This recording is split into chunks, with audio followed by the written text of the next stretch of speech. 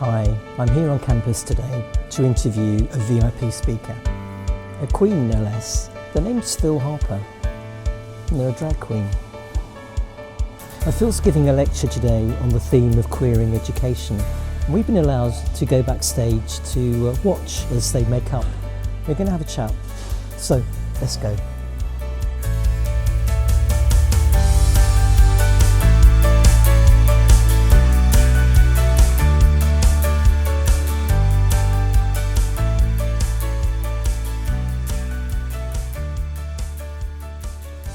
So Phil, welcome to UoB.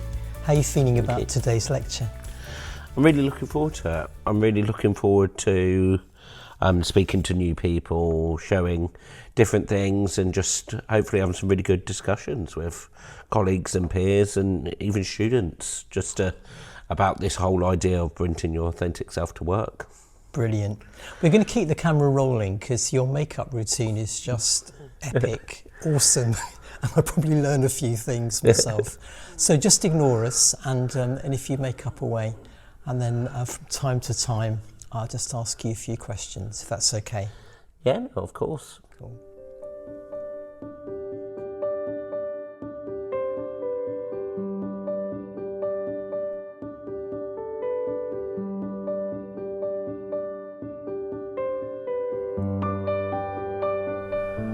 How different is it for you giving a lecture in drag as opposed to teaching not in drag?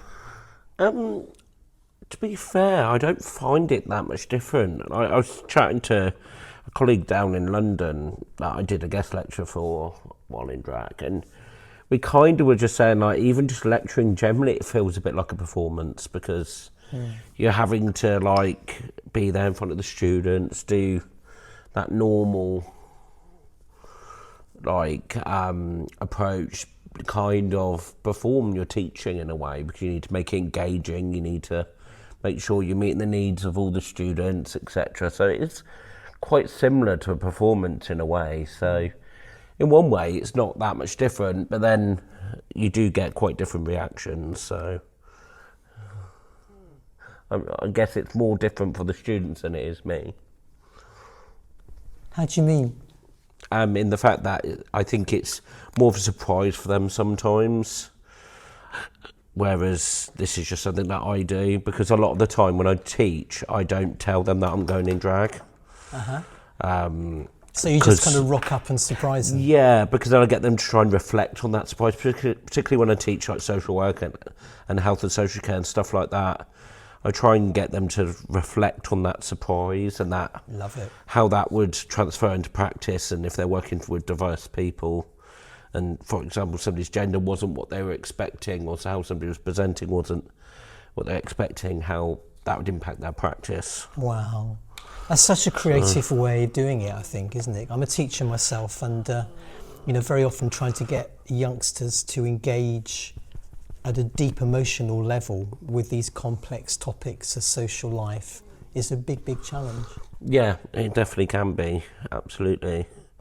And I think that's trying to get people to just reflect on that, and it just shows, like, I know I've recently been speaking with some students about a session I did down in London, and they were very much like, before we didn't know much about the LGBT community, and it was but what I did was I brought it to life, and they realised that actually people are humans, even if you don't know anything, or even if you don't fully agree, but at least people are humans. And they just said that they saw the human side in it all, which was really nice. Yeah, I mean, we were reflecting, if you pardon the pun, on how we were going to film today, and actually this idea of you reflecting a different self in drag is brought out so well by filming you through a mirror. Yeah. At least that's what we think. I mean, it's kind of an idea of a metaphor within a metaphor. Yeah, and it's just really good framing as well, isn't it? Like, it's what we use anyway, a mirror, drag. When you see, it's always portrayed through a mirror. I think because makeup is just such a big part of it, and obviously the mirror's one of the most important tools when you're putting on makeup. So I think it's a fantastic way of doing that.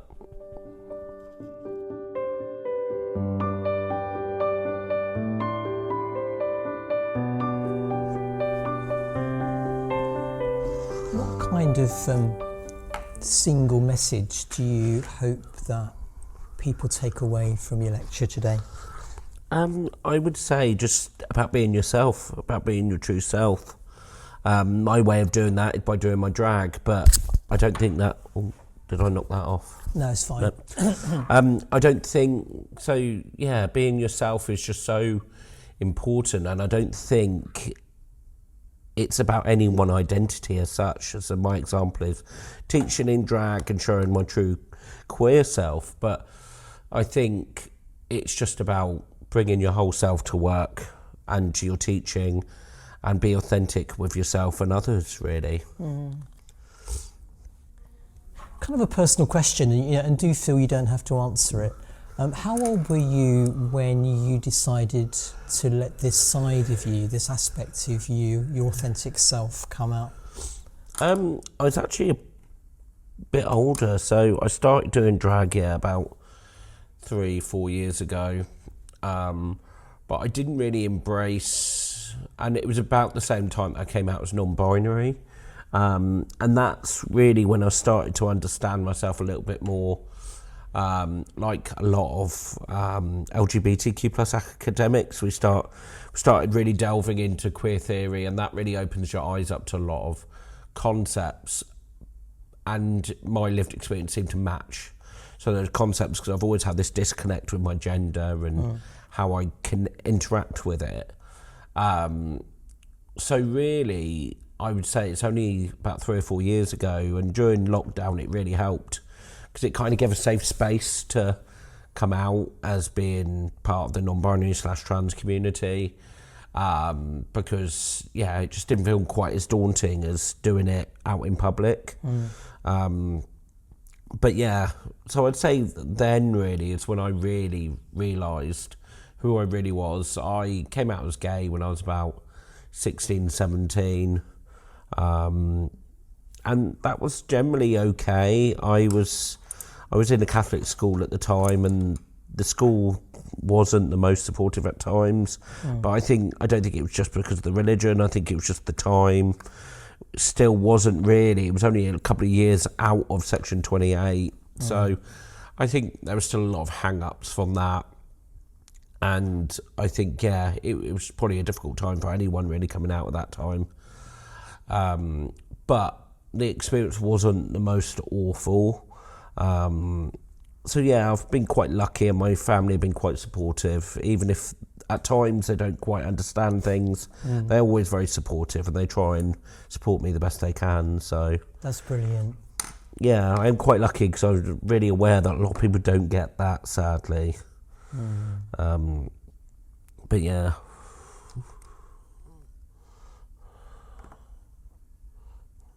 Yeah, I'm guessing it must be very lonely if you have this experience and yet your family can't really engage with it.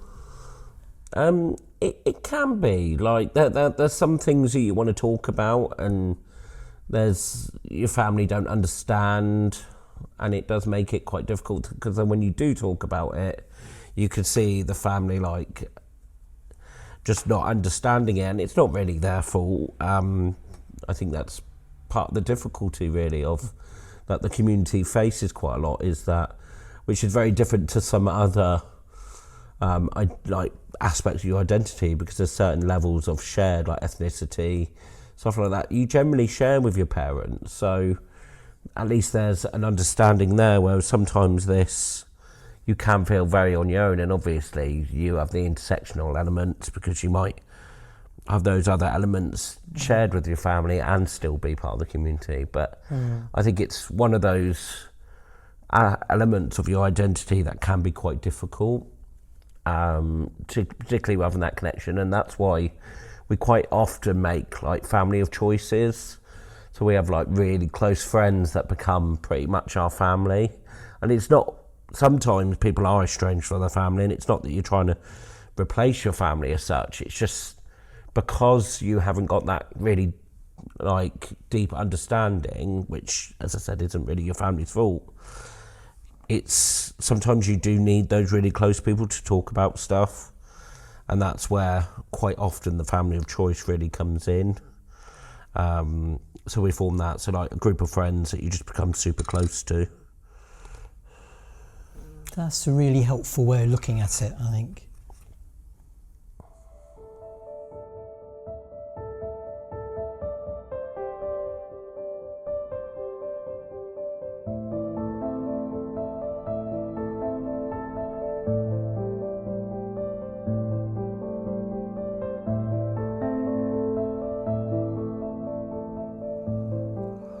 We talked a bit earlier about student reactions to you rocking up to a lecture in drag.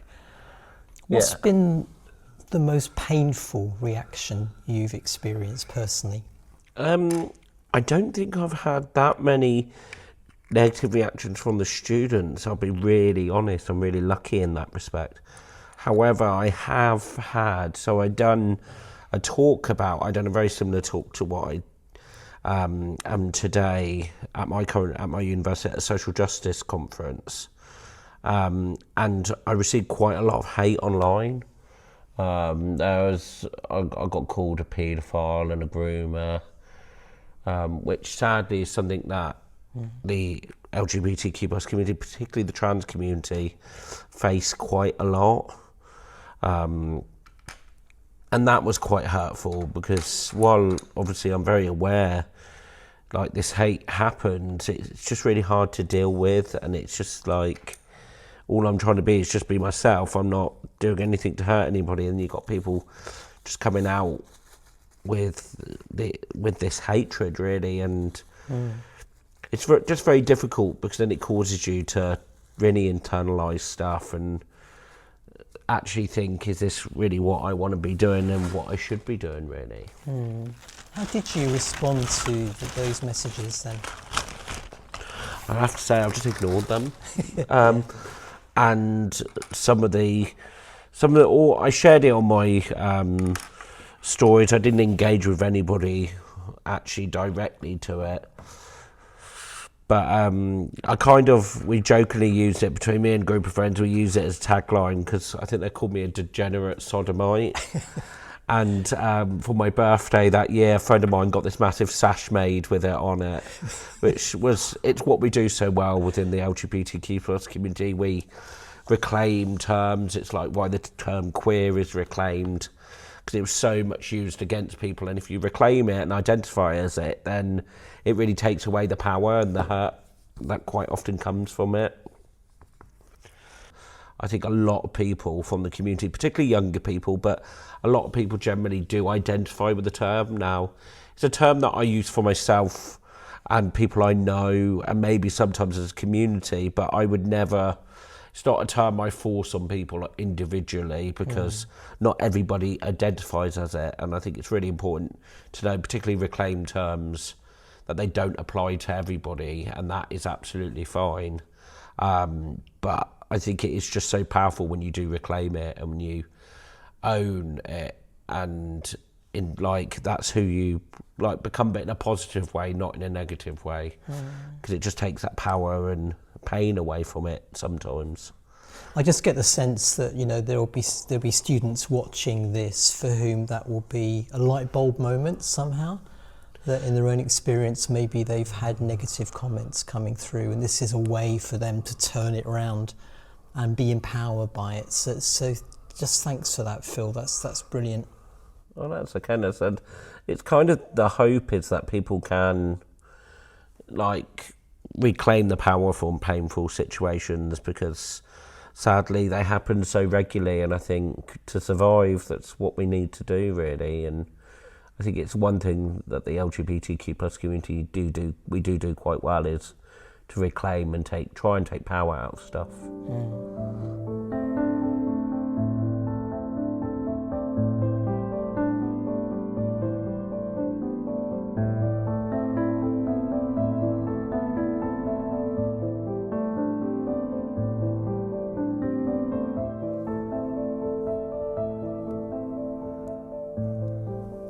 So why do you think being your authentic self is so important today? I think in these days, particularly coming from being queer. I think it's so politicised. You've got the culture wars going on. You've got a lot of like issues being made out of nowhere, and I think actually showing identities at different levels, showing that we are everywhere and at like within academia, out of academia, is so important. And I think that's really important to try and show that to students, because also a student might be from the LGBTQ plus community, but don't feel comfortable coming out, but actually seeing their lecturer be so visibly queer might help. And I've had that before in a lecture where I've shared my work, I've done a lecture in drag, and actually the student afterwards came up to me and disclosed that they are from the community and thanked me for making them feel comfortable in the classroom. And I think that's where it's so important to have really good representation really across all the characteristics and all aspects of identity really, and why it's so important in academia and lecturing and teaching generally to have that really. The sense of not being isolated but having sympathetic and in terms of allied people around you. Yeah, absolutely. And I think allyship is so important, and I always find that I feel more comfortable when there's allies across the board. It doesn't have to be LGBTQ plus allies as such, but if somebody is an ally and somebody shows support for diversity, equity, generally I'm just like, well, actually you're probably going to support all needs. Now it's not always the case, sadly, but I'd say more often than not it is. And I think it's about having that and just trying to look as intersectionally as possible. So thinking of different needs, different identities and how they work together to create unique experiences is so important. And that's why a range of representation is so important, to make everybody really hopefully feel comfortable in the classroom and be at university, particularly because it's a hard time. It's not easy being at uni, and I think it does need to try and make some aspects as easy as possible, because it's not an ingrained part of the hard uni experience. It's just something that's made difficult because of society. In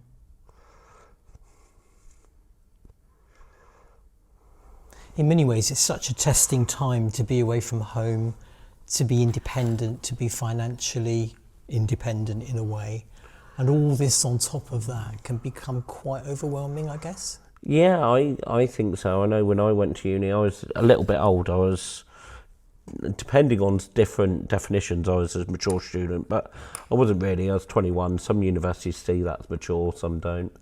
But I wasn't your normal university leaver.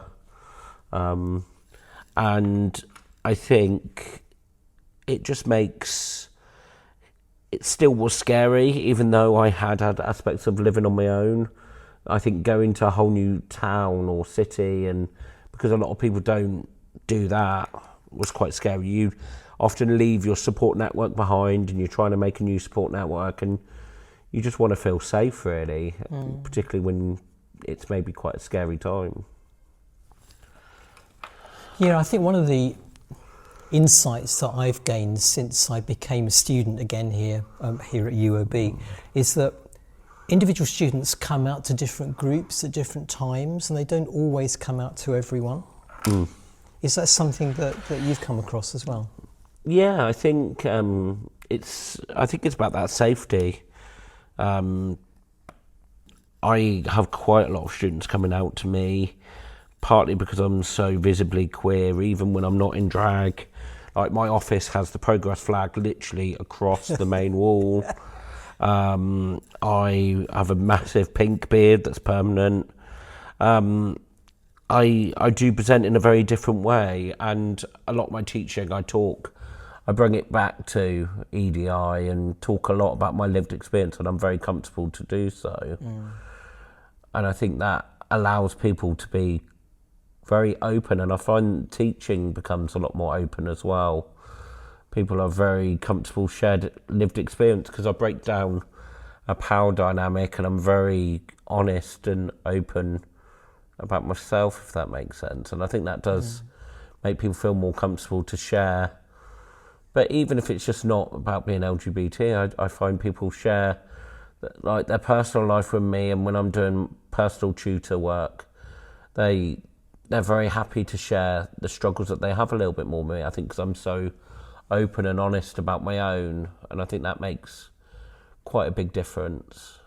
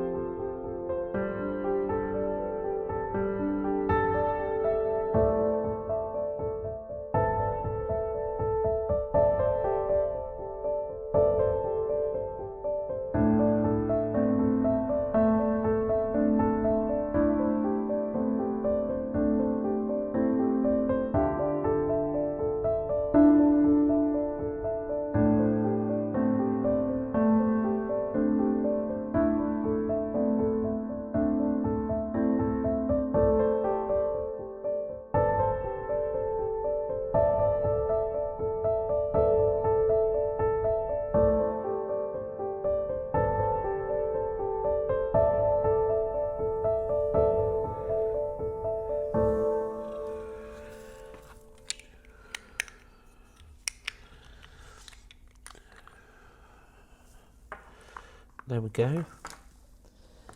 So Phil, if you had one piece of advice to give to students who are currently processing their authentic selfhood, what would that advice be? I would say find your family of choice. Find those people around you that make you safe, make you happy, and embrace the journey with them, really.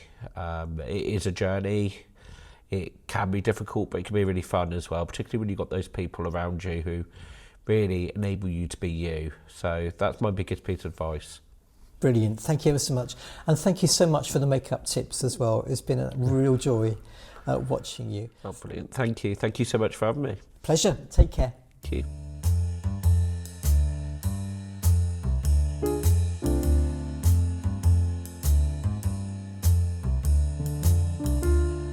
Oh my goodness, that's just drop dead gorgeous, Phil.